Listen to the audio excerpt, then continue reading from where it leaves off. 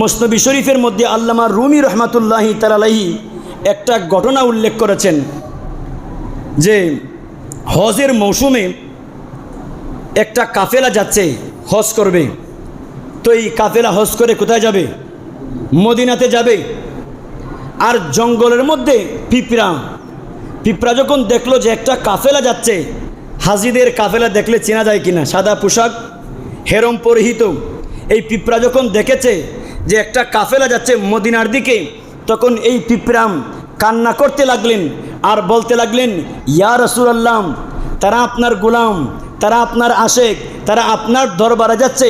ইয়া রাসূলুল্লাহ, আমি পিঁপড়াও আপনার গোলাম, আপনার আশেক, আমার দিল দরফর দরফর করছে। ইয়া রাসূলুল্লাহ, আপনার দরবারে হাজির হতে, ইয়া রাসূলুল্লাহ, আপনার দরবারে যে হাজিরা দিব সেই সেই শক্তি, সেই সামর্থ্য আমার কাছে নাই। ইয়া রাসূলুল্লাহ, আমার পক্ষে অসম্ভব হলেও আপনি নবী চাইলে সেটা আর অসম্ভব থাকে না, আমার আল্লাহ সেটাকে সম্ভব করে দিবেন।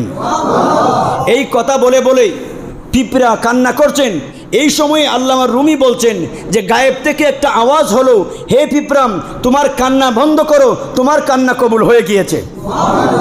ঘাড় ঘুরিয়ে দেখো, তোমার পাশেই একটা কবুতর বসে আছে, তুমি কবুতরের পায়ের মধ্যে শক্ত করে ধরো।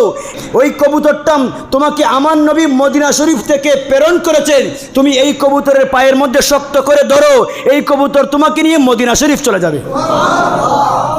আমার নবীর কাছে ফরিয়াদ করেছে, ইয়া রাসূলুল্লাহ, আমি তো দুর্বল, মদিনা শরীফ আমি যদি আমার জিন্দেগি পার করে দেই তারপরও পায়ে হেঁটে হেঁটে যাওয়া সম্ভব নয়।